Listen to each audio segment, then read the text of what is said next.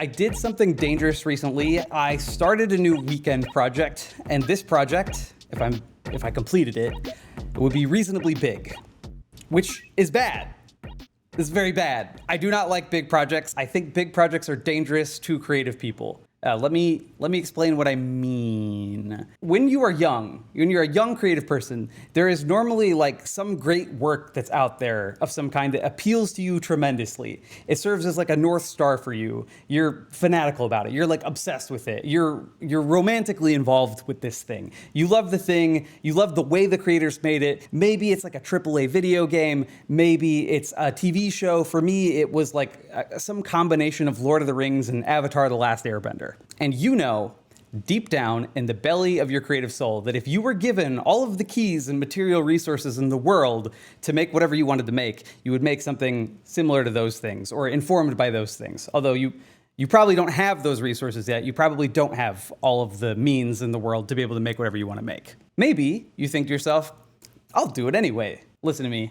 It is very, very important that in the beginning of your creative life that you do not do that. That you do not give that a shot. I am not gatekeeping you. You can try it. I wouldn't. You totally can.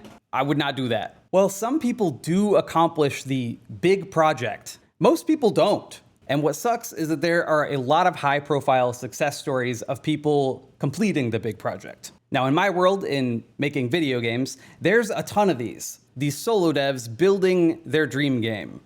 Great example, Eric Barone, the guy who made Stardew Valley. He did this all by himself. Let's think about Toby Fox, made Undertale. Local Thunk, who made Balatro. You've got Billy Basso, Animal Well. The list goes on and on. So we're gonna talk about game dev specifically because it's a good analog for everything that goes wrong while trying a big project. So like indie games like this, if they seem like a massive undertaking, it's because they are massive undertakings. The first reason you shouldn't do this is burnout. I see this a lot with YouTubers. Something crazy happened years ago that actually allowed some animators to make viable animation YouTube channels, and like those channels actually do pretty well, and this is amazing. I now see people completely crushing it and making insane shit. Listen to me and listen good. I need you to survive. I love these channels so much. This is not one of these channels. This is I'm live puppeting this character. This is procedurally animated and stuff. I need all of you creators to survive, and I need you to be okay because I love watching these channels, and I need you to keep going. If you fail while trying to pull off a massive project, you will fail very, very hard. If your project requires like 4 to 5 years of your life, that is a lot of time to account for. How would you feel if you worked on something for that long and then nothing happened afterwards? People might not care. You have to embrace delusion to be able to do this. Is it still art if you never post or show it to anyone? Yeah, totally. Art is like an expression of yourself. Art doesn't get completed by someone else. Like art gets completed in yourself, and you're like attempt to export something from the soul. I'm not talking about other people here. I'm talking about me. I will confess that I bit down entirely too hard on a white whale project, and it actually, no joke, sent me to therapy. Like I had to go to therapy about it. Like it was a big thing. There was other things going on that were at the time that were also bad, that were also good reasons to be there. But that was like the center of it was in like trying to do a project that was too big. I made every mistake that you could make. It was an enormous animation project that I wanted very desperately to finish. I had rough outs of things. I had like 20 drafts of a script. I had storyboards. This was like gonna be something that was like 30 minutes of animation. I was not equipped to do this project on like any level. Which leads me to the next point. Your skills are not ready to tackle a big project yet, which is fine. They don't have to be. But in the process of pursuing a white whale project, you'll start to get better in the middle of it, and you will skill up, and you will end up doing that horse meme to yourself. It's like that, but in reverse. Incredibly bad at the beginning, and by the end, like your art will just be so much better than the art you started with. It's a huge problem. So like A good example of this is Eric Barone, who made Stardew Valley. Stardew Valley took 7 years to make. He ended up redoing a lot of his pixel art because he didn't feel like it was good enough and he wanted to like do it over again. And you can see the difference. Like there's like some of it's been posted. Even if you liked his early pixel art better, by the end of it, he was drawing pixel art that was so different than when he started, then that his pixel art like just looked different than each other. This is why I see a lot of 2D artists thrive, because no one is expecting them to paint a Sistine Chapel ceiling anymore.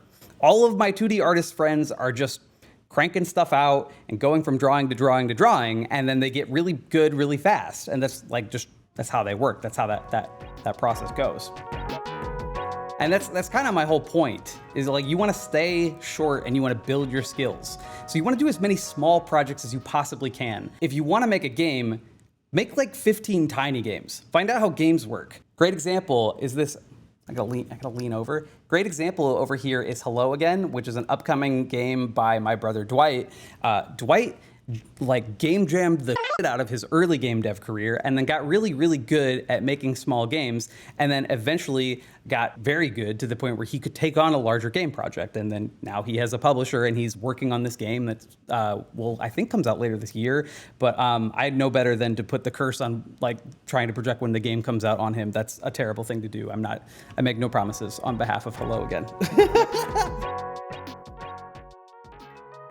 If I had contented myself to making my animation project like a novel instead of an animation, I might have gotten there and I wouldn't have had to go to therapy. If your idea feels too big, what's a medium that makes it smaller? Is it a 3D game? Would making it a 2D game actually be more reasonable than making it a 3D game?